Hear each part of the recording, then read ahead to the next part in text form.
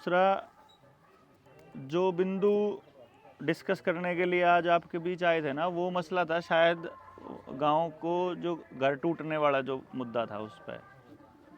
और ये सिर्फ आप लोगों के साथ नहीं हो रहा है, मैं आपको इसके बारे में आपको बता दूं, पूरे देश के अंदर ये हो रहा है।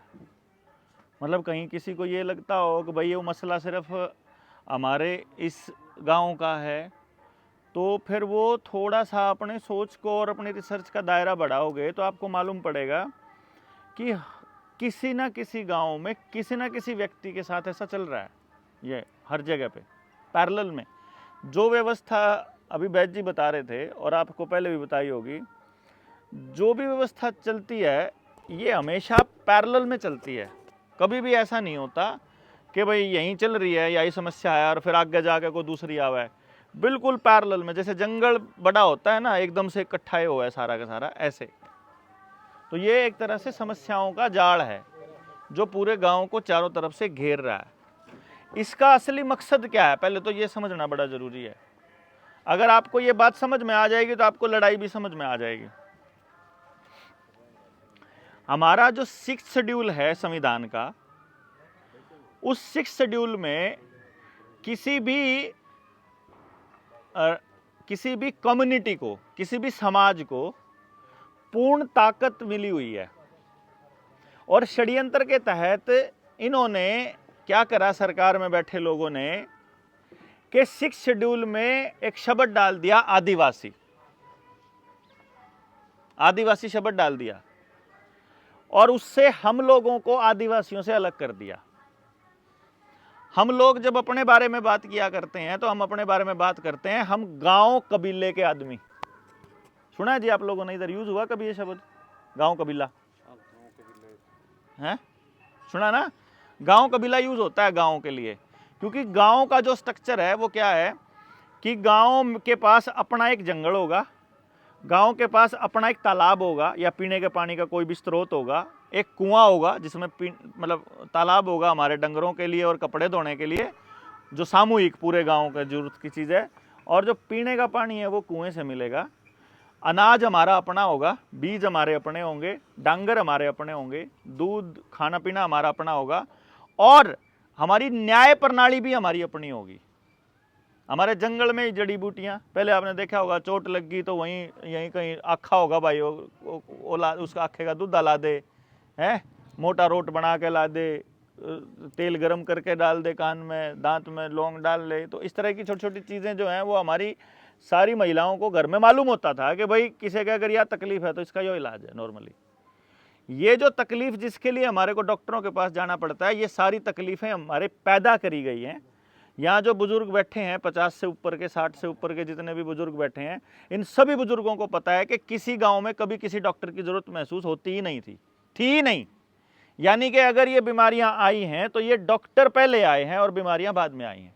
ये जब आपके गांव में कोई जोड़ा छाप डॉक्टर होया करता, गांव में कोई 2-4 टिक्के लेकर बैठ जंदा, अपने 2-4 दवाई बट्टी लेकर बैठ जंदा, हरे पत्ते की, कोई लाल पत्ते की, कोई धोले पत्ते की, इस टाइप की नहीं। वह जब गांव में आए, जब अटैक होने शुरू हुए, मतलब अगर दो दौर तक नज़र दौड़ाओगे ना तो आपको मालूम पड़ेगा कि जो एक आधे आदमी ने बुखार के टाइम पे इंजेक्शन लुआने का शौक होया करता, पर मेरे तो टीका ला दे, मैं तो जब ठीक होऊंगा। ये सुनी होंगी आपने भी, लानी है सारा का इन्हें ऊपर चाला कर दिया। मतलब कोई नुका वो डॉक्टर ने कहा था 3 दिन लागेंगे ने ठीक होने में, वो कहता कि ना 3 दिन नहीं लाने भाई, आप तो इसने तो इब्बे करते बस मैंने तो ठीक। तो इस चक्कर में वह जो चीज़ थी कि वह बीमार होने शुरू हुए अपन लोग।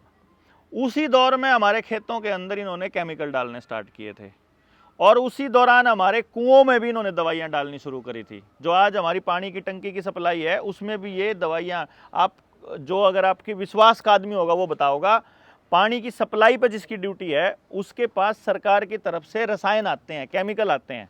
वो कहते हैं कि हम तो क्लोरीन गिरा हैं, और क्लोरीन की क्या खासियत है कि कुएं में भी अगर क्लोरीन डाल रहे हैं तो 6 महीने से पहले नहीं डालनी चाहिए कभी भी, और ये तो रोज गिरे हैं। और उसके क्या साइड इफेक्ट है, हमारी नई जनरेशन ने तो पढ़ना ही नहीं आता। नई जनरेशन तो इसके ऊपर रिसर्च ही नहीं करती कि इनका के नुकसान है।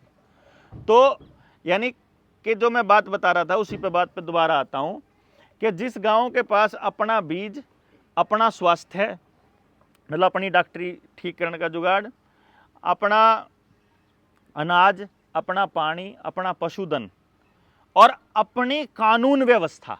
ये जो सबसे इंपॉर्टेंट है, कानून व्यवस्था हमारी अपनी हुआ करती थी। गांव में पुलिस वाले को एंटर करने से पहले गांव के एक आदमी से पूछना पड़ता था, नंबरदार से या सरपंच से। होता था जी आपके यहाँ भी ऐसा? हमारे यहाँ तो होता था, होया करता ना। हाँ, पहले नंबरदार तो जाएंगे, उससे पूछेंगे भाई उस आदमी ने तुम लोग ही पेश कर दो, आमनी गांव में जाओगे कड़ी भी।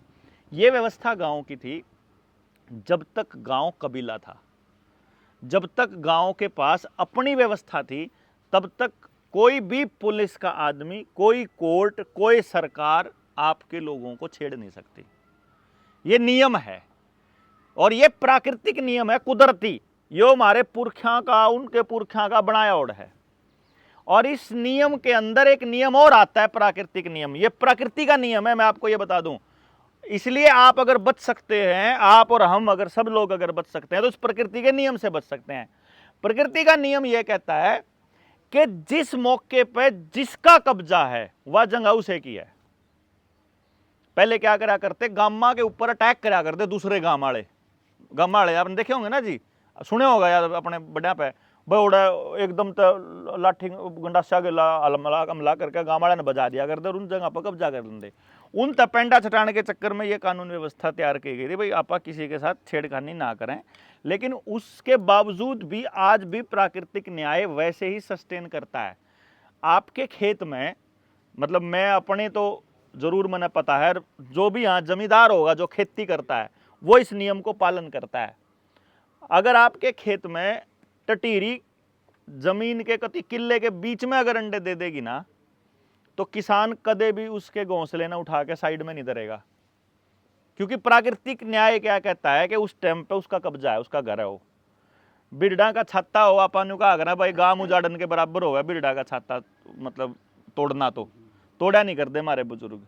इसी तरीके से आप किसी की रिहाइश अगर किसी ने बना रखी है, कोई चिड़िया ने घोंसला बना लिया हो, तो जो प्राकृतिक न्याय को मानने वाले आदमी हैं वो उसके घोंसले को कभी नहीं तोड़ेंगे।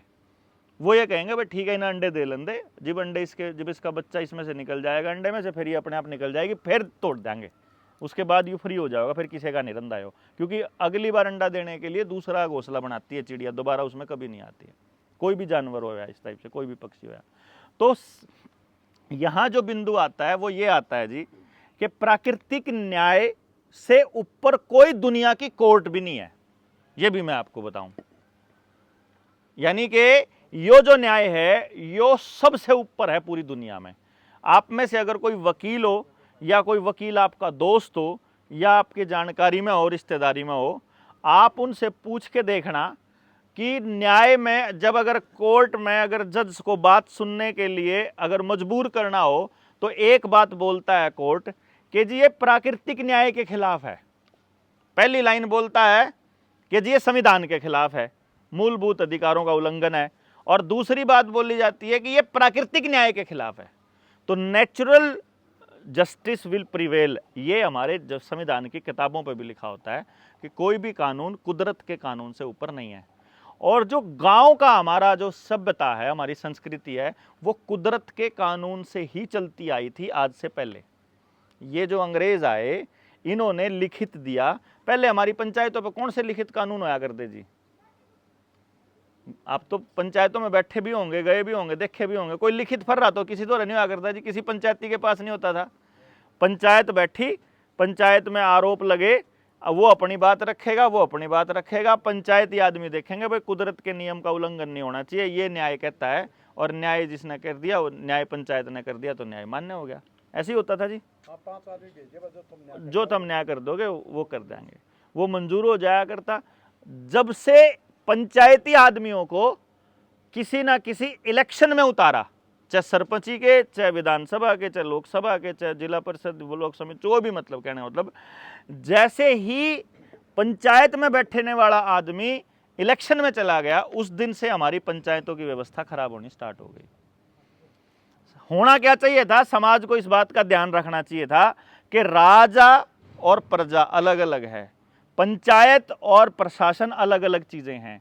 पंचायत के पास ताकत वैसी ही रहनी चाहिए थी जैसी पहले थी। और ये बात हमारे जो बीच वाली जो पीढ़ी है, यानी कि जो बुजुर्गों से हमारे बीच वाली जो से लोग थे जिन्हें इस बात का ख्याल करना था, वह नहीं कर पाए। और बीच में से ये व्यवस्था हमारे हाथों से ऐसे निकल गई जैसे मुट्ठी में से रेत निकलता है, धीरे धीरे धीरे धीरे, पता ही नहीं चलता कि लिकड़ गया। हमारे परिवार भी ख़त्म हो गए, परिवार भी टूट गए, भाईचारा भी ख़त्म हो गया, नशा भी गांव में बढ़ गया, अपराध भी बढ़ गए हैं, बालक भी हमारे सेफ नहीं रहने शुरू हुए, तंत्र का डंडा भी चालन लग गया, पुलिस भी कितने और डंडे मारन लग गई, चलान भी कटन लग गए, रेट भी बदन लग गए, बिजली के भी बदन लग गए, जुर्माने भी लागन लग गए। और फिर अपना सारे न्यारे न्यारे हो लिए, एकले एकले पड़ गए। आज पूरा समाज, अगर समाज से बात करा तो ऐसे महसूस करते हैं कि मैं एकला हूं और कोई किसी गेल नहीं लगता। यह फीलिंग है जी सबका। और यह सिर्फ अपने गांव में नहीं है, इस गांव में नहीं है, कितने चले जाओ उड़े आए है। और ये सारा का सारा पैरेलल में हुआ। अब इसमें इसका समाधान क्या है? दो तरह के समाधान हुए जी। एक होगा शॉर्ट टर्म का समाधान कि फिलहाल में जो मुद्दा है पहले तो उसने निपटावा, और फिर दूसरा है जी लॉन्ग टर्म में, लंबे समय में, कि दोबारा से फिर यह सिचुएशन ना आवे गांव में। क्योंकि अभी तो समस्याएं तो और भी तो बहुत सारी हैं, यह थोड़ी समस्या है खाली हमारे बालका ने पढ़ने खातर बाहर जाना पड़े, अपने कपड़ा हो, लत्ता हो, खाना हो, पीना हो, बीमारी हो, रोजगार हो, हर जगह हम कंपनियों की जेब भरते जाने लग रहे हैं। हर जगह, मतलब या तो प्राइवेट एजेंसियों की या कंपनियों की। मतलब गांव के पास अपने आप को मजबूत करने का कोई साधन नहीं है जी। क्यों जी? मतलब हम क्या कर रहे हैं, पैसा जेब से निकल रहा है ना, आप सारों के जितने भी लोग बैठे हैं और जहां भी बैठे हैं, जिस गांव में बैठे, हर आदमी का पैसा निकल के गांव के आदमी के पास नहीं जा रहा, वो किसी थर्ड पर्सन के पास जा रहा है। और वो दूसरे भी किसी गांव के आदमी के पास नहीं जा रहा, वो कंपनी के पास जा रहा है। और हमारे बच्चों को ये प्रमोट किया जा रहा है कि काम धंधा कहीं नहीं बचा, अब दो ही काम बचे हैं, या तो किसी प्राइवेट या सरकारी या लिमिटेड कंपनी में नौकरी कर लो, या फिर कोई सेल परचेज का काम कर लो, सामान लेन बेचने का तो दुकान खोल लो। मतलब हर घर में बाजार को लाने की तैयारी पहले ही कर चुके हैं ये ऑलरेडी वैसे तो, लेकिन दोबारा से पूरा गांव को ही पूरा बाजार बनाने की तैयारी चल रही है। आगे आने वाले टाइम में बिजली के, पानी के, जोड़ के, पशुओं के, पंचायतों के, लड़ाई झगड़े के, पैसे के, टैक्स के, इन सब के नए नए कानून आ रहे हैं हम सब की गर्दन को यहाँ तक दबोचने के लिए। अभी 2 साल पहले कोरोना वाले दौर में आप लोगों ने देखा होगा कि सरकारों ने एक काम किया था कि आपके पेट के ऊपर कंट्रोल किया और कहा कि यदि आप हमारी बात नहीं मानोगे तो आपको पेट से जुड़ा कोई काम नहीं करने दिया जाएगा, जिसमें पेट भर दो, यानी रोटी खानी हो। क्या क्या? ना तो मंडी में जा सकता, दुकान नहीं खोल सकता, दफ्तर में नहीं जा सकता, पेपर नहीं दे सकता, फार्म नहीं भर सकता, तनख्वाह नहीं मिलेगी, पेंशन नहीं मिलेगी, कोटे में तो राशन नहीं मिलेगा। यही होता ना जी कि पहले 2 वैक्सीन के सर्टिफिकेट दिखाओ, उसके बाद तुमको बाजार घर से बाहर निकलने दिया जाएगा। उन्होंने इस दौर में टेस्टिंग करी कि समाज के कितने लोग बोलने वाले हैं, क्या क्या बोलने वाले हैं, कितने लोग चुपचाप अपना शरीर दे देंगे, लालो भाई जो कुछ लाना हो, और कितने लोग खिलाफत करेंगे तो उनकी खिलाफत की हद कहाँ तक जाएगी। ये सारी टेस्टिंग करी उन लोगों ने। उस टेस्टिंग में ये निकल के आया कि भाई अगली बार इनको लपेटना होगा तो इस तरीके से लपेटा जाए कि ये लोग खुद सरेंडर कर दें अपने आप को। तो उन्होंने आपके जीवन से जुड़े हर मामले को, हर चीज़ को उन्होंने आपके आधार कार्ड के साथ जोड़ दिया।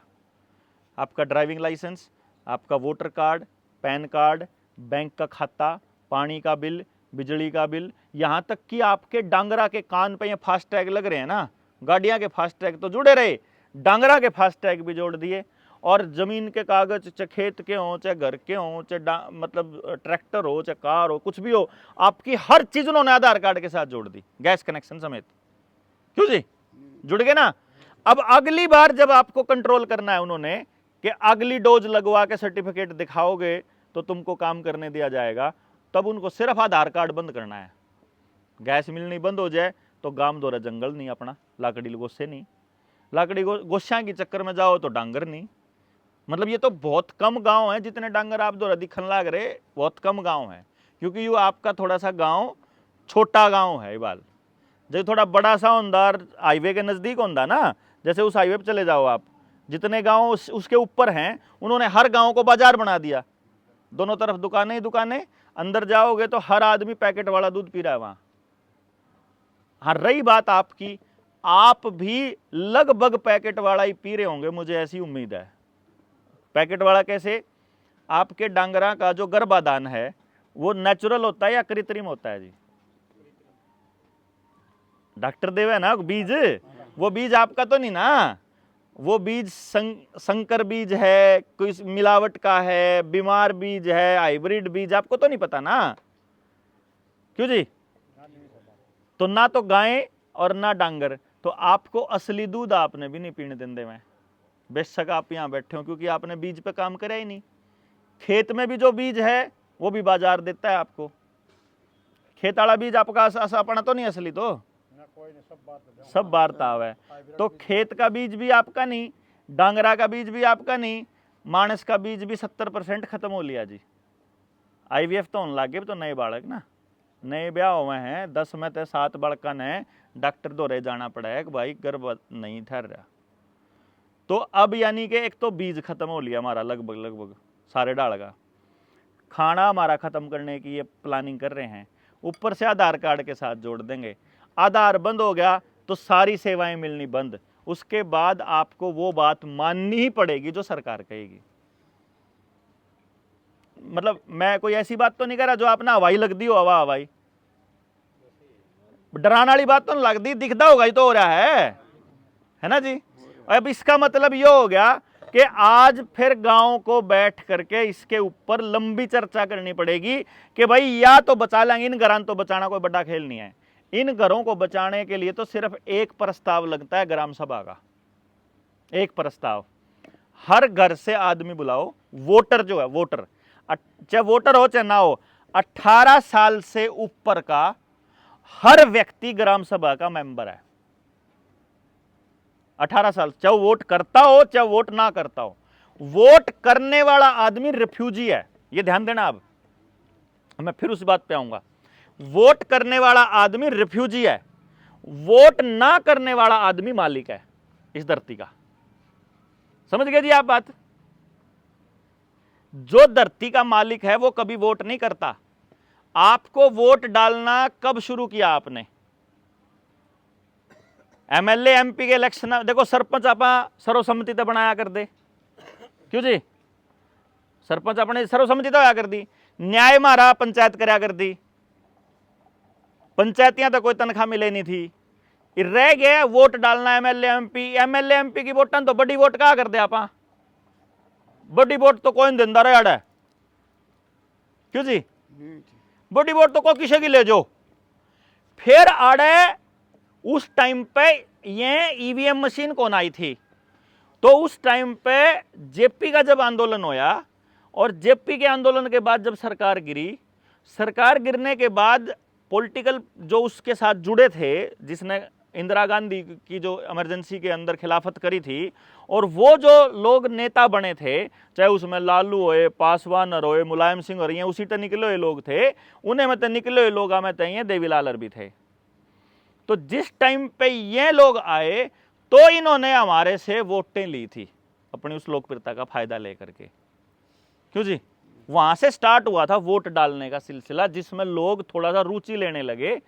फिर उन्होंने हमारे गांव के लोगों को पकड़ा, गांव के जो नौजवान बच्चे थे उनको नौकरी दिलवाना, ठेके दिलवाना, जो पॉलिटिकल पार्टी का वर्कर होएगा उसको फायदा देना शुरू करा। उस फायदे के चक्कर में फिर हमारे नौजवान पार्टियों के पीछे झंडे ठाके लगने स्टार्ट हुए, ये सिलसिला चला जी। और फिर वोट हमने डलवाई अपने गांव के लोगों की, जिनने बेरा कौन था कि वोट डालना क्यों है।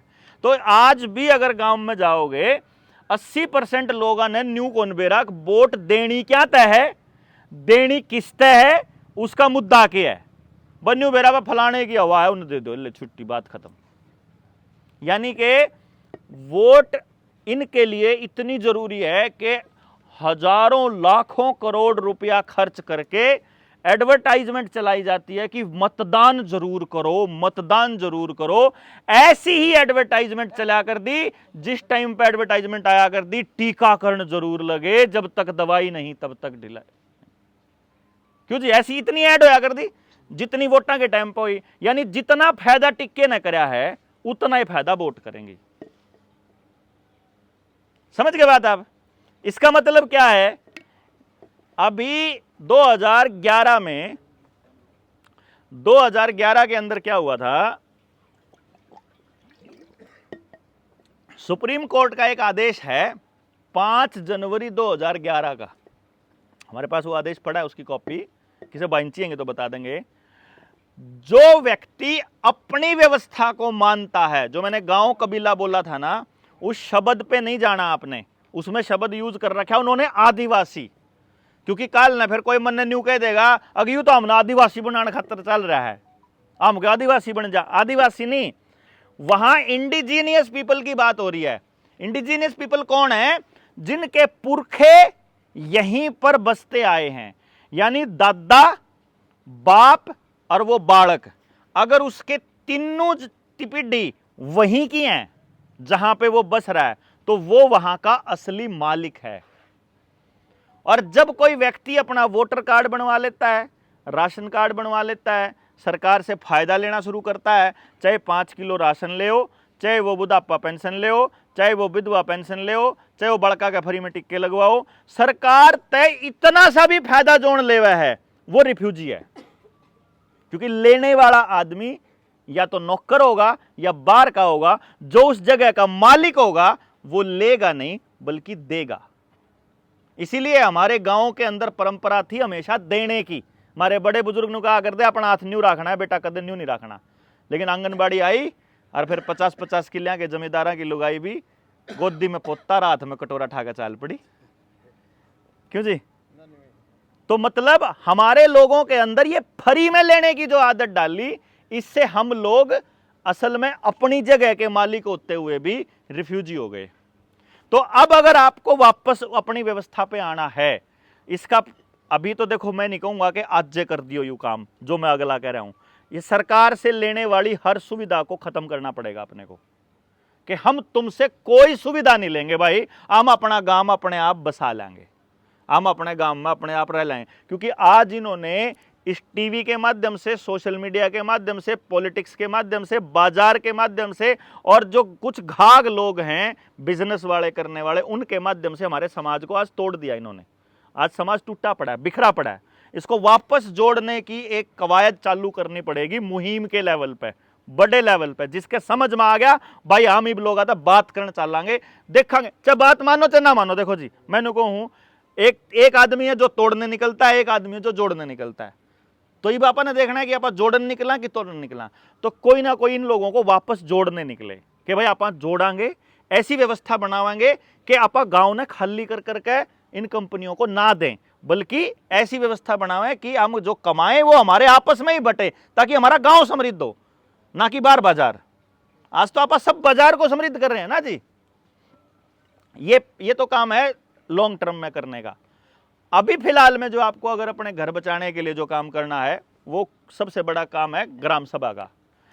ग्राम सभा आज भी इस देश के अंदर सबसे बड़ी ताकत है, आज भी। इसीलिए आपको बिल्कुल चिंता करने की आवश्यकता नहीं है। किसी के भी ऑर्डर आ जाओ, सुप्रीम कोर्ट के भी ऑर्डर आ जाओगे, उससे भी ऊपर ताकत है ग्राम सभा की, अगर ग्राम सभा है तो। और ग्राम सभा हर गांव में बिना कहे है, बिना कहे है, मतलब उसके लिए ना सरपंच चाहिए, ना डीसी चाहिए, ना कोई कलेक्टर चाहिए, कुछ नहीं चाहिए, गांव के मानस चाहिए बस। यानी गांव के मानस ही ग्राम सभा है। और ना उस ग्राम सभा का कोई अध्यक्ष होता, उस ग्राम सभा का अध्यक्ष क्यों आया करे?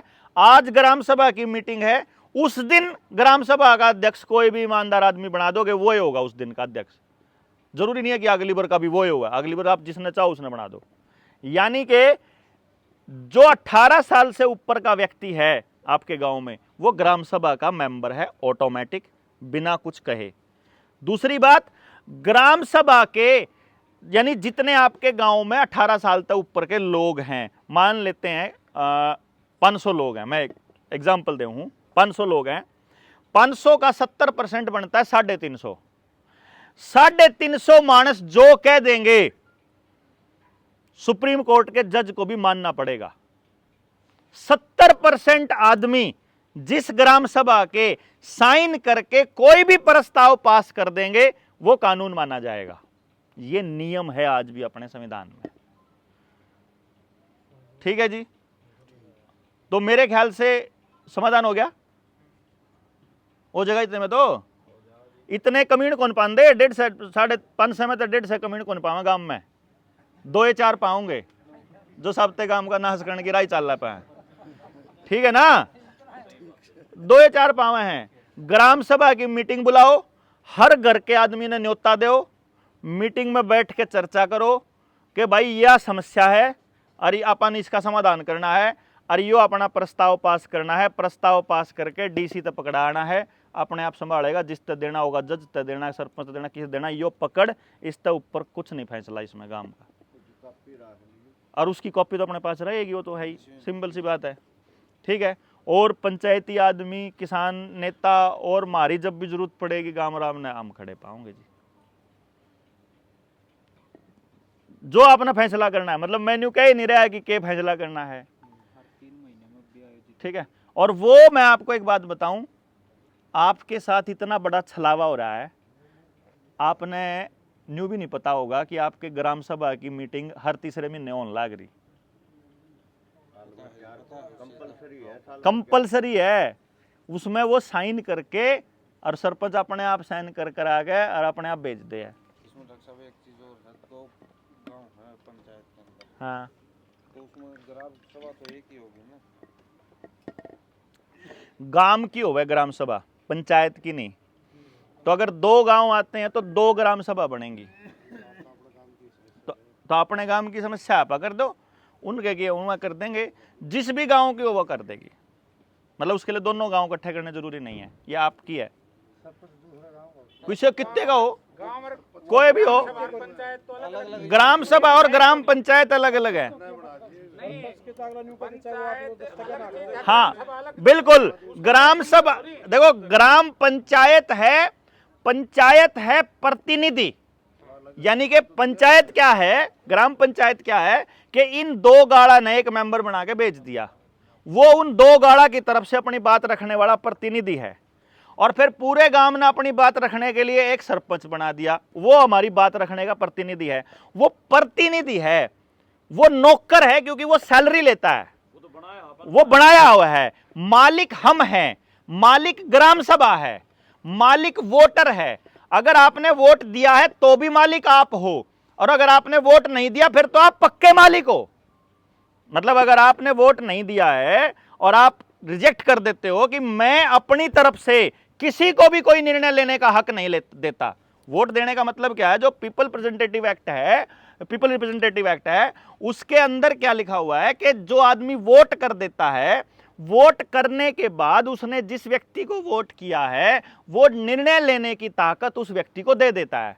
यानी आपने वोट दे दिया, अगर वो हार गया तो उसके पास निर्णय लेने की ताकत नहीं है, और यदि वो जीत गया तो अब वो मनमाने ढंग से निर्णय लेगा। फिर वो आपसे पूछेगा नहीं निर्णय लेने के लिए, आपने दे दिया, आपने कदे वापस लेने के लिए कोई कागज से कार्रवाई करी नहीं। जैसे अगर आपका नेता आपकी बात नहीं सुनता है तो आपने कभी चिट्ठी लिखी नहीं कि मैंने जो तेरे को ताकत दी थी मेरी वापस कर, मैंने तुझे ताकत दी थी ये काम करने की, मेरे को वापस चाहिए अपनी ताकत, मैं नहीं देता तेरे को अब अपने तरफ से निर्णय लेने की। वो उल जलूल निर्णय लेते रहते हैं, उल जलूल कानून बनाते रहते हैं, और हमारे ऊपर उनको जबरदस्ती थोपा जाता है, क्योंकि गांव राम ने बेरा ही को नहीं कि वो मालिक है, गांव ने पता ही को नहीं कि मारते पूछे बिना वो निर्णय ले नहीं सकता। लेकिन कागजी कार्रवाई पूरी करते हैं वो। मैं आपको बताता हूं कागजी कार्रवाई कैसे करते हैं। मान लो उनको गांव से लेकर कोई निर्णय लेना है, गांव से संबंधित, तो कागजी कार्रवाई ये होती है कि जो बिल वहां रखा जाएगा सदन के पटल के ऊपर, उस बिल को वो अपने एमपी को, अपनी या इधर देंगे, अगर विधानसभा में तो अपने एमएलए को देंगे, और एमएलए फिर क्या करेगा, जिससे संबंधित वो कानून बनना है उन लोगों को वो बिल की कॉपी भेजेगा, और उनसे कोई ऑब्जेक्शन होगा तो वो ऑब्जेक्शन लेगा। भाई गाम राम अगर खुश है तो यो कानून बनना चाहिए, जब गाम न्यू का है कि इसमें यो बदलाव करो तो फिर वो बदलाव उनको करना पड़ेगा, ऐसा वो कानून बनाते हैं। तो उसके बाद फिर उसके ऊपर बहस होती है, जो उसमें सुधार, जो गांव से जाएगा सुधार के इसमें ये सुधार करो, वो सुधार करने के बाद जो वो बिल बनेगा फिर उस पर बहस होगी, फिर उस पर वोटिंग होएगी और फिर वो पास होकर फिर कानून बनेगा जब राष्ट्रपति के साइन हो जाएंगे। अगर सदन की बात है, विधानसभा के तो यहाँ इसके हाँ राज्यपाल के साइन होंगे, क्योंकि वो राष्ट्रपति का रिप्रेजेंटेटिव है। तो यहाँ तो ये सब चीजें आती नहीं ना अपने पास। तो जा पाए 1 मिनट से पहले हम न्यू कह दें कि यो कानून बनने से पहले हमारे से पूछा ही नहीं गया था और हम इस कानून को मानने से इनकार करते हैं। अगर ग्राम सभा ये लिख के दे देगी कि हमसे पूछा नहीं गया था इस कानून को बनाने से पहले और ये कानून हम पर लागू नहीं होता है, यकीन मानिए वो कानून आप पर लागू नहीं होता है। और आप खड़े को नहीं होंगे ना, क्यों अपन है तो अपन तो अलग अलग पार्ट दिए। अगर आप इकट्ठे हो गए तो आपने बताने खातर कोई ना कोई आ जाओगा हमारे वर्गा और बता देगा, तो आपने पता लग जाएगा कि असली ताकत तुम्हारे हाथ में ही है। कोई सरपंच नहीं, कोई डीसी नहीं, कोई एसपी नहीं, कुछ नहीं, किसी की औकात नहीं है। अगर गांव की ग्राम सभा के पास जो इकट्ठा होने का एक कोई निर्णय लेने की कोई ताकत है तो आपकी ग्राम सभा आपके पास है, आप उसका निर्णय लेकर के आप पास करके उसको सारा के साइन कर दो। जो उस हैं वो फिर 90 है, 100 में तो 90 है, तो फिर आपने कोई मतलब है को नहीं। फिर तो जितने यहाँ अपना पड़े रहोगे जो खिलाफत में है। और उसके बाद देखो एक और बात है, एक बार तो 90 कर देंगे, उसके बाद गांव में फिर एक प्रक्रिया चलेगी। जैसे हर चुनाव के बाद होया करे ना, हाँ तने मारता वोट दी थी, तने न्यू करा था, अब जरूरत पड़ेगी तो उस दौरा जावांगे, हाँ और जाले उनकी गेले और कर ले साइन ग्राम सभा के उस पर, फिर वो भी तो चलेगा। उससे बचने के लिए आपको अपनी फ्यूचर की व्यवस्था पे काम करना पड़ेगा। अगर गांव या करके और फ्री हो जाएगा तो फिर बच नहीं पाएंगे जी, फिर आएंगे घूम फिर के जी। मान लो न्यू देख लेंगे भाई इस पीढ़ी ने पता लग गया ग्राम सभा की ताकत है, अगली पीढ़ी ने रगड़ने आ जाएंगे। वो क्या करेंगे, अगली पीढ़ी को तो आप खुद ही कह रहे हो ना भाई यहाँ गांव में कुछ नहीं रखा रेत में, तू तो जाके शहर में नौकरी कर, शहर में पढ़, शहर में नौकरी कर। वो शहर में रहने लग रहा, उन्हें गांव की जमीन तक कुछ लेना देना है नहीं, वही तो चाहिए उनको, क्यों जी। तो आपकी बात देख लेंगे, कोई बात नहीं भाई, ये 10-15 साल ये इस गांव वाले थोड़े से खड़े हुए थे, ये 10-15 साल में मर लेंगे, इतने किसी और गांव की देगा, वो बतेरे गांव है जो आपस में लड़ने लग रहे हैं। वो तो चारों तरफ से जाल बिछा रखा है उन्होंने, उनके तो जोन मुर्गा फंस जाए उन्हें काट ले हमें, तो बड़ा बढ़िया खेल है उनका। एक बात और है, हाँ जी, अब जो मेट्रो जो आपने बताया था कि गांव में मतलब भाई अवैध कब्जा मान रखे हैं, हाँ और ये नोटिस दे रखे हैं। अब नोटिस में मेरे ख्याल थोड़ा टाइम रह रहे हो, हाँ 9-10 दिन रह रहे हैं। हाँ। तो ईब हमने मतलब ये ग्राम सभा की पंचायत करके उसमें मतलब एप्लीकेशन लिख करके और उसको ऊपर दस्तखत करवा करके तुरंत देनी चाहिए। हाँ, नोटिस में उन्होंने क्या कह रखा कि मकान खाली करो, हाँ भाई हटाओ, ये अवैध कब्जा है। हाँ।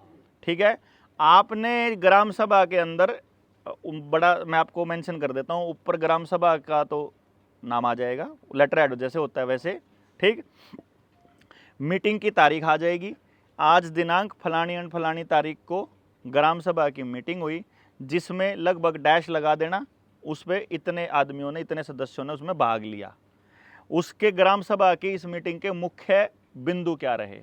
मुख्य बिंदु, पहला बिंदु जिसके अंदर किसका नोटिस है, वो एसडीएम का नोटिस है। एसडीएम का नोटिस संख्या फलाना फलाना डेटेड दिस, मतलब इस दिनांक का भेजा हुआ, उस नोटिस के ऊपर चर्चा करने बारे और उसका जवाब दाखिल करने बारे। ठीक है, जो भी नोटिस हो रहा है, और वो नोटिस लगभग सभी को एक ही नंबर आया होगा, एक के नंबर है, वो सबका नाम अलग अलग उसके अंदर होंगे, वह लिस्ट होगी वह पूरी की पूरी। ठीक है, वो हो गया।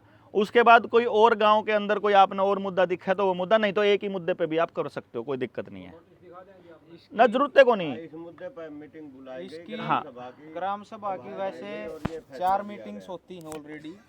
इसमें जब हमने ऊपर लिखना है तो उसकी आपातकालीन बैठक होगी वो, क्योंकि जैसे ग्राम सभा क्या होती है, अगर जो उसको समझेंगे तो ग्राम सभा इसी प्रकार काम करती है जैसे विधानसभा और संसद करती है, जैसे राज्यसभा काम करती है।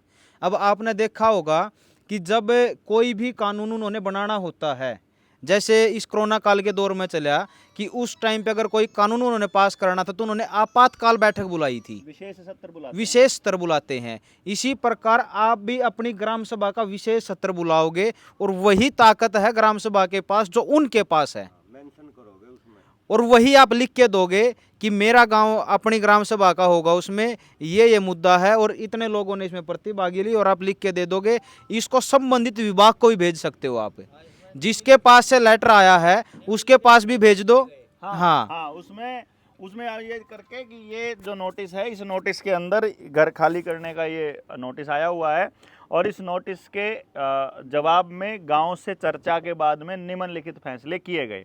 फैसला नंबर 1, जो व्यक्ति प्राकृतिक न्याय के हिसाब से जो व्यक्ति अपने पुरखों की ज़मीन पर या पुराने अपनी पहली पीढ़ी से रह रहा है, वहाँ उसका कब्जा है, उसका कब्जा वहीं पर रहने दिया जाए और उसको जैसे यथास्थिति रहने दिया जाए, रिहाइश को, उसका कोई मकान ना तोड़ा जाए। ठीक।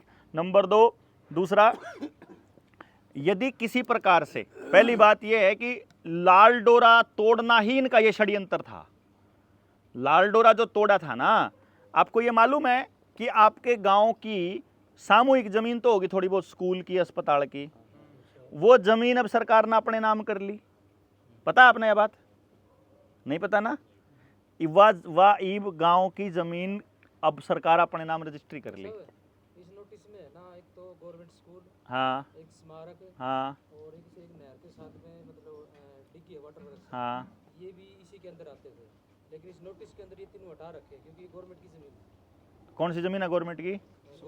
हाँ, वो गवर्नमेंट के नाम आ गए ना। मैं, हाँ, वो ना गवर्नमेंट के नाम ही रजिस्ट्री कर दी उनने उसमें। बल्कि इसमें ये और कहा गया है, इसके अंदर एक और मेंशन करो कि ग्राम सभा की तरफ से ये प्रस्ताव पास हुआ है कि जो गांव की सामूहिक जमीन है, वो सामूहिक जमीन आपने बेरा है कि जो पंचायती जमीन कभी से चलती आ रही है ना, जो सरकार ने धोखे से आपकी अपने नाम रजिस्ट्री करी, आपसे तो नहीं पूछा ना किसी से, वो तो पूरे गांव की जमीन थी ना। वह जमीन कोई सरकार की थोड़ी थी, वह पंचायत की थोड़ी थी, सरपंच की थोड़ी थी, सरपंच ने नाम कर दी। वह जमीन तो गांव की थी, तो वह नाम कद हुई, रजिस्ट्री कद हुई उसकी, किसी ने पता ही नहीं। उसकी रजिस्ट्री हुई जब कोरोना के टाइम पे, जब लॉकडाउन में सब दूसरे चर्चाएं कर रहे थे, जब सब टीवी थम तो रामायण देखने ला दिए, अरनी उन तले तो जमीन काट के ले गए।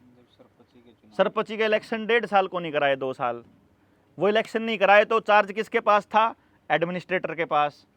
एडमिनिस्ट्रेटर ने जो जी करा, जिसकी जो नहीं मानना सरपंच उनकी कर दी। कुछ सरपंचान तो अपने आप पे कर दी थी रजिस्ट्री, और कुछ सरपंचा की जो कुछ की ताकत जो है तब ले गए। तो वह जो रजिस्ट्री गलत तरीके से करी गई है, आप अपनी एक अलग मीटिंग उसके लिए भी मांग सकते हो। ये तो एक कानून, एक नोटिस तो सिर्फ अपना इस नोटिस का जवाब का ले लो, और उसे दिन एक और प्रस्ताव, दूसरे प्रस्ताव उन जमीना का कर दो कि ये जमीनों की रजिस्ट्री भी वापस गांव के नाम करवाई जाए। अब वो उसमें एक ऑब्जेक्शन आओगा कि वह किसके नाम थी पहले जमीन। जैसे यह स्कूल की जमीन है ना, सरकार ने अपने नाम कर ली। ये 2 तरीके हैं इसके, सरकार मतलब सरकार ने किससे करी है ये, या तो ये जमीन मिलेगी हमारे पुरखों के नाम, किसी के नाम। जैसे कोई हमारे बड़े बुजुर्ग क्या करते थे, जब भी कोई सामूहिक काम करा करते तो जमीन दान दे दिया करते, भाई ला 1 किला मेरा ले ले, आधा किला मेरा ले ले, हैं ये इतनी 2 कनाल मेरी ले ले, 5 कनाल मेरी ले ले, और फिर नून खेता में बदला कर लिया करते किसी और ज़मीन के साथ, और यह ज़मीन जो है छोड़ दिया करते गांव के स्कूल के नाम, मतलब न्यूए चरागाह के नाम, ये जो अपनी गोचरान के नाम, गौशाला के नाम, या कोई भी ऐसी सामूहिक कोई भी काम करना उसके नाम पे छोड़ देते थे। तो वह ज़मीन आज भी हमारे पुरखिया के नाम बोल दी पाओगी, या वह ज़मीन पाओगी ग्राम पंचायत की। तो ग्राम पंचायत की अगर ज़मीन है तो फिर ग्राम पंचायत के नाम बोल दी पाओगी पहले। तो अगर वो ग्राम पंचायत के नाम है तो ग्राम पंचायत को क्लेम करना पड़ेगा वापस कि हमारी ज़मीन वापस करो, सरकार की नहीं है या ज़मीन गांव की है, क्योंकि वो हमने क्लेम नहीं किया ना। उस टाइम पे जब लाल डोरा बना था तो उन्होंने बड़ा खेल खेला, उन्होंने अपने लैंड वाले जो लैंड बैंक वाला कानून था उसमें क्या कर दिया कि गाँव की जिस ज़मीन को कोई भी क्लेम नहीं करेगा वह सरकार की है। तो आपने स्कूल की जमीन क्लेम में नहीं करी किसी ने, ना सरपंच ने करी, ना ग्राम सभा ने करी।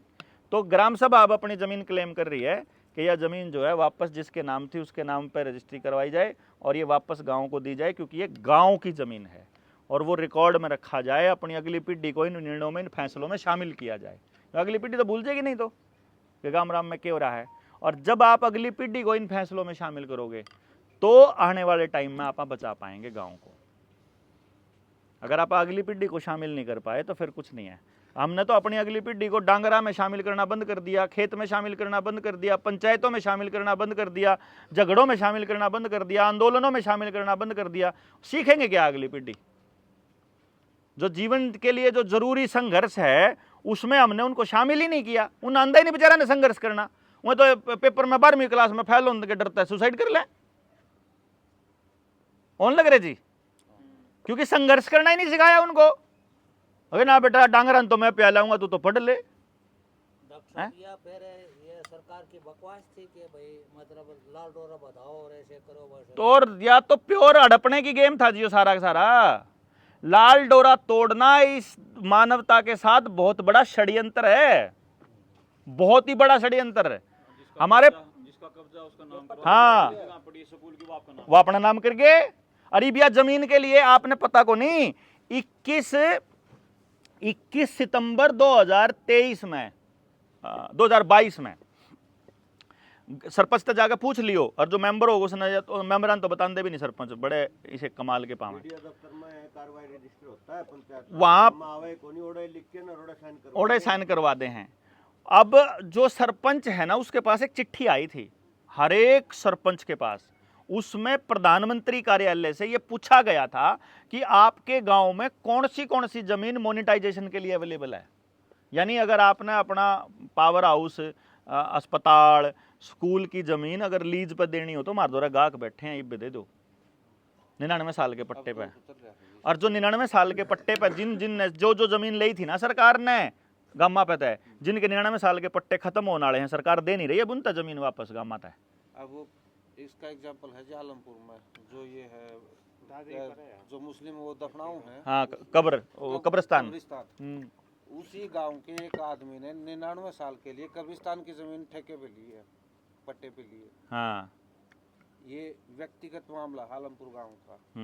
कब्रिस्तान की जो भी जगह वहाँ होंगे नहीं मुसलमान, एक ही घर है, एक ही घर होगा, उन्हें जरूरत नहीं। वो चला नहीं। हाँ और ये जो ग्राम सभा वाला है वो एग्जाम्पल हमने पीछे किया है। हाँ। हमने अपने मंदिर की जमीन जो है ट्रांसफर करी थी पंचायत की, हाँ। जो मंदिर के नाम थी, उस जगह को छोड़ के दूसरी जगह बनाया था। तो उस टाइम में हमने ये ग्राम सभा के बजाय ग्राम पंचायत का रेजुलेशन दिया था और उसमें ये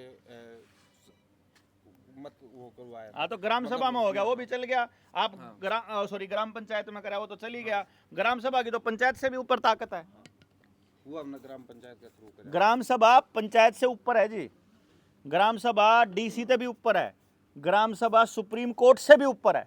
आपने देखा होगा हाई कोर्ट में फैसले चल रहे हो और जब उस फैसले में दोनों पार्टी एफिडेविट दे देती हैं कि भाई 2 बार दोनों पक्षों का समझौता हो गया है, चाहे कत्ल कर रखा हो, सजा नहीं दे सकती सर कोई भी कोर्ट। देखा होगा ना जी, कोर्ट की कोई औकात नहीं है पंचायत के आगे, कोर्ट की कोई औकात नहीं है। पंचायत सबसे बड़ी ताकत है आज भी अपने देश के अंदर और दुनिया में हर जगह जहां भी लोग आपस में इकट्ठा होकर हम कैसे रहना चाहते हैं अगर वैसे तय कर लेते हैं तो गांव उन लोगों की ताकत से आगे कोई नहीं ताकत है। तो इसलिए जो सामूहिक जमीन है या भी अपने नाम, हम एक यात्रा कर रहे हैं जी जनता सरकार मोर्चा वाले 29 तारीख से पूरे हरियाणा में घूमने के एक प्लान है साइकिल पे। और उस यात्रा का पर्पज़ यही है कि जिस गांव में पंचायत ने अपने नाम जमीन कर रखी है वह जमीन वापस पंचायत के नाम करवाई जाओ। सारे गांव का मुहिम छठावांगे हम या सबका ही ये डाल डोरा जो तोड़ गया, जो षड्यंत्र रचा था, इसका पूरा पर्दाफाश करेंगे। बेरे को नहीं बेचारा ना गाँव वाला नहीं कि तारी तो तुम तो लूट लिए सारे के सारे, था तो सारी जमीन जा चुकी, जो करोड़ों की जमीन है। गाँव की सबसे गजब की जगह पे स्कूल है, स्कूल, अस्पताल, जोड़, चौपाल, मंदिर, जितनी भी सामूहिक जमीन है आपकी जो भी है, चाहे पावर हाउस हो, चाहे वाटर वर्क्स हो, चाहे डग्गी हो, चाहे टूंटी हो, चाहे नाली हो, चाहे कुछ भी बना रखा हो, मतलब जो गांव ने पार्क छोड़ दी थोड़ी बहुत जगह वह भी सारी वो सब कर गए। कारीमोद में है जी सबसे बड़ा एग्जांपल है। कारीमोद हाँ थोड़ा की साम्राज्य थी वो तो हाँ वो उस टाइम पे वो कब्जा करे थी जब वो रैली हुई थी। हाँ वो बचाई फिर वापस वह गांव के लोगों ने, लेकिन वो कब्जा इब रोक क्या जी। अच्छा जी हमारा गांव का जैसे जोड़ है इसमें मत्स्य पालन के लिए उसे करते हैं हाँ सरपंच कई बार दावा कर दे कि यो किसी ने पंचायत में ले आए। जो ग्राम सभा के बगैर यो भी नहीं दे सकता। नहीं दे सकते जी, ग्राम सभा ने कह दिया तो कह दिया बस। जो भी जितनी भी ग्रांटें जो पास होती हैं वो ग्रांटें भी ग्राम सभा के भी जो हर 3 महीने में जो ग्राम सभा की बैठक दिखाई जाती है उस रेजुलेशन में पास करके दी जाती है। ग्राम सभा की रेजुलेशन दिखाई जाती है, कोई भी काम आपके यहाँ लगाना होता है, कोई भी पैसा, यानी ग्राम सभा ही मालिक है। मतलब गांव में हम छोटा मोटा काम में जो गांव का काम है उसमें यूज ले लेते हैं इस पैसे को। हाँ तो ले सकते हैं। सरपंच इस पर दावा करता है कि इस पैसे को मेरे को देता हूँ। नहीं जी नहीं, ग्राम को अभी तो यही तो लड़ाई लड़नी आने वाले टाइम में, गांव ने अपनी स्वायत्तता की। आप एक चीज देखो, गांव अभी भी हमारे देश के अंदर लगभग 60-65% आबादी अभी भी गांव में बसती है। 55 तो मतलब आधे से ज्यादा तो बसा ही है कहने का मतलब। और जो टैक्स का जो कलेक्शन है, क्योंकि अपना जो शहर का आदमी था फालतू खर्चा गांव का आदमी करा है, अपनी दवाइयाँ पे, खेत में जो डालना हाँ पा, बीजा पे, ट्रैक्टर पे, तेल पे, डीजल पे, डांगरा पे, हेल्थ पे, अपने बड़का की शिक्षा पे, ल्याण जान पे, हैं सारी चीज़ें, मतलब हर चीज़ पापा खर्चा करा। तो जो जीएसटी का कलेक्शन है इस देश के अंदर 70 से 80% कलेक्शन गाँव से हो रहा है इस टाइम पे। 70 से 80% जो बड़े जो इंडस्ट्री है ना, जो जिन्हें नुका है कि ये टैक्स देते हैं, अडानी हमारे देश में सबसे कम टैक्स देने वाला इंडस्ट्रियलिस्ट है, जीएसटी देने वाला, क्योंकि उनके पास तो स्कीम है उद्योगपतियों के पास तो कि जीएसटी उनको वापस मिल जाता है। जीएसटी के मतलब आदमी से लेते ही जब नीचे जब आखिरी आदमी खरीद लेगा तो वापस मिलते मिलते उन्हें तो वापस मिल जाएगा, कंपनी को तो वापस मिल जाएगा। जो लूटेगा वो आखिरी आदमी लूटेगा, और आखिरी आदमी बस रहा है आज भी गाँव में। हम लास्ट आदमी है मतलब गाँव के अंदर, इससे आगे तो अपने पे कोई नहीं खरीद रहा ना भाई। दुकानदार तक जो गांव का दुकानदार है उससे आगे आपा खरीदते हैं, मारता आगे कोई नहीं खरीदता कुछ भी। तो मतलब हम आखिरी लोग हैं, तो सारी जो लुटाई है वो आखिरी आदमी की हो रही है। तो 80% टैक्स दे रहा है गांव का आदमी, 70 से 80। और जो विकास के लिए, विकास के नाम पर जो ग्रांट मिलती है ऊपर से, वो 80% मिलती है शहर को। तो वहां कार्य होंगे शहर में, यानी हमारे से पैसा लेकर के टैक्स का और शहर को दिया जा रहा है, यानी गांव को खोखला किया जा रहा है। आप ऐसे समझ लो, सरकार भी खोखला करने पे लगी पड़ी है, रही सही कसर फिर आपा काट दिया। हम भी अपने बालका ने प्राइवेट स्कूल में पढ़ाएंगे, प्राइवेट अस्पताल में भेजेंगे, प्राइवेट काम करावाएंगे, गाड़ी पेट्रोल डीजल ये सब आप उन्हीं खर्च करा। तो हम अपने गाँव के ऊपर काम करते नहीं है, तो गाँव खोखले हो जाएंगे धीरे धीरे ऐसे करके। तो आप सबसे ज़्यादा टैक्स देने वाले लोग हैं जो गाँव के लोग हैं। अगर ये लोग ये निर्णय कर लें कि हम बीज बाजार से नहीं लेकर आएंगे, हमारे पे देसी बीज पे काम करने वाले लोग हैं, हम रसायन बाजार से नहीं लाएंगे, बिना रसायन के 100% गारंटी के साथ फुल पैदावार होगी, जितनी पैदावार पहले होया करती उसकी गारंटी है। मतलब वो भी सिखाएंगे आपको, अपनी खेती बिना रसायन के कर लो। उसके बाद हेल्थ के लिए आपको अगर शरीर का ज्ञान हो जाएगा कि शरीर कैसे काम करता है, तो आपको दवाइयाँ लेने की आवश्यकता नहीं पड़ेगी आपके शरीर के लिए, यानी आपको डॉक्टरों पे बेहिसाब पैसा खर्च करने की ज़रूरत नहीं पड़ेगी। हमने कोई बीमा नहीं चाहिए किसी भी किस्म का, बीमे पे एक पैसा खर्च करने की ज़रूरत नहीं है। अगर गांव अपनी व्यवस्था इस तरीके की कर ले, भाई गांव में ना तो किसी बालक ना अनाथ रहने देवांगे, हैं जी, वो तो आप पहले हम किराए कर दे जी, कोई बालक अनाथ थोड़ी हुआ करता, कोई विधवा थोड़ी होती बच्ची, हमारे यहाँ तो व्यवस्था थी पहले से ही। हमने सिर्फ इतना सोचना है कि हमने अकेला नहीं छोड़ना किसी को भी, और इस तरह की व्यवस्था पे जब अपन काम करने लगेंगे तो जो पैसा और जो धन है, जो असली धन है, श्रम धन, सेहत, टाइम, पैसा, पशु, धातु मतलब सोना चांदी लोहा, पशुधन भी है और श्रम धन भी, अगर ये वापस गांव में ही लगना स्टार्ट हो जाए ना गांव के लोगों का, तो गांव अपने आप समृद्ध होने स्टार्ट हो जाएंगे। तो बेसिकली आप ये काम जो आप कह रहे हो कि सरपंच को ना दे, सरपंच उस पर जो क्लेम कर रहा है, हम आने वाले टाइम में अगर गांव जागरूक हो गए तो टैक्स कलेक्शन भी बंद हो जाएगा सरकारों का। टैक्स कलेक्शन बंद होते ही उनकी गर्दन अपने आप मतलब हमारे हाथ में आ जाती है। उनको ताकत कहाँ से मिलती है? पुलिस वालों से, जो पुलिस वालों के ऊपर जो पुलिस को, फौज को और जिन सीआरपीएफ को तनख्वाह देते हैं, वो किससे देते हैं? इसी टैक्स के पैसे से देते हैं। वो पहले उन पर देने नहीं, दिन दौरा पुलिस वाले थे ही नहीं, थाने में कड़े पुलिस वाले होया करते, टैक्स नीले में थे तो तनख्वाह देने को नहीं होया करती, थोड़ी तनख्वाह दिया करते।